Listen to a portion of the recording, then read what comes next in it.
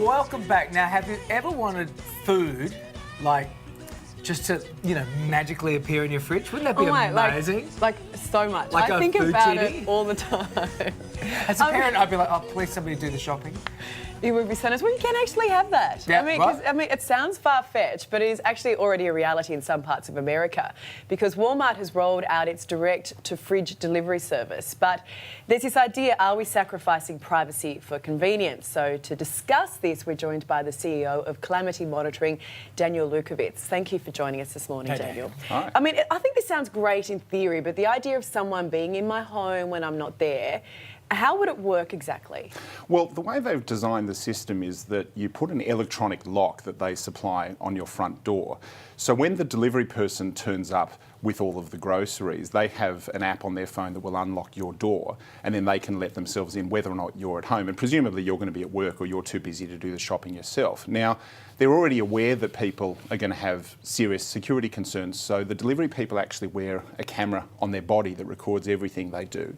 So not only will that show that they didn't steal anything, that they didn't let the cat out, but it also protects the delivery people against accusations of theft and so forth. So this is how they're managing the risk. And then, of course, once they leave, they don't have the ability to open your door again, so there's no danger of them coming back after hours. But still, it's super creepy, right?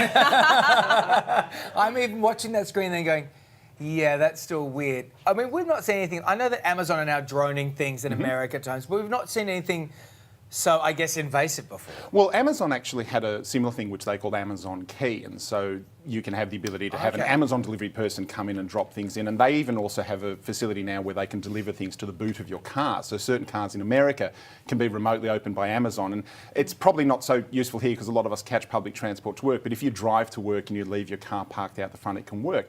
The interesting thing is, though, as you said, a lot of people are really sort of weirded out by the idea of having strangers in the house, but there's an interesting paradox in security that a little bit of risk can actually make you safer because it makes you think about it. So if I could give an example, let's say you go to a water park. Now, we know that children can drown in an inch of water, but every year you hear these tragic stories about someone who took their eye off the kid just for 1 minute and that happened. Whereas if the water was 8 feet high and it's rushing and it's roaring and it's dangerous and scary, you're going to spend a lot more attention keeping an eye on the kid. So it's this strange paradox where more risk makes you safer. Or, for example, imagine how much slower you'd drive if you knew the seatbelt and the brakes in the car weren't working. So if you know that you're going to have a stranger coming into your house to put your groceries there, you're probably going to put your valuables away. You're going to have cameras and alarm systems installed and monitored in the house. You may even tidy up the fridge to create a bit of space for them.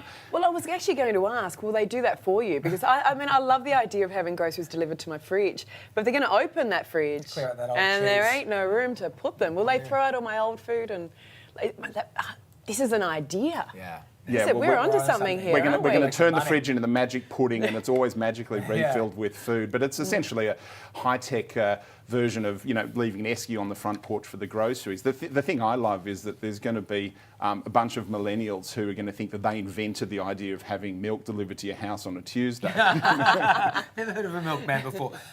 Will Woolies or Coles, I mean, we do a Woolies delivery once every couple of weeks sometimes just to help out with the house. But they come to my front door, they're not going to put the stuff away. Will one of the companies here, the big companies here, pick this up, do you think? Well, it's interesting. There's going to be a competition and a race for who controls the front door, because if you have an Amazon lock on your front door, Walmart may not be able to deliver and vice versa. So that's going to happen in America.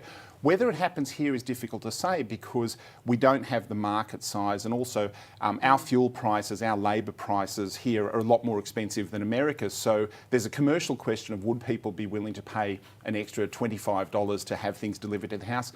I'm not so sure about that. But as delivery evolves and as people expect to be able to order things online so that they can spend more time at work on Instagram or doing all the important stuff, they're going to be able to make Great sure insight into what you do at the office, by the way. every day, absolutely. But so we will see more delivery technology, and as you said, drones and things like that. So I think this is just a natural progression of it. But the market forces will drive that and see what happens, and hopefully it happens in a really secure way that actually gives people peace of mind. Great, thanks, Dan. All right, anyone can come and fill in our fridge and clean it out for us. That'd be great. Still to come, half of children out there think humans will live on Mars.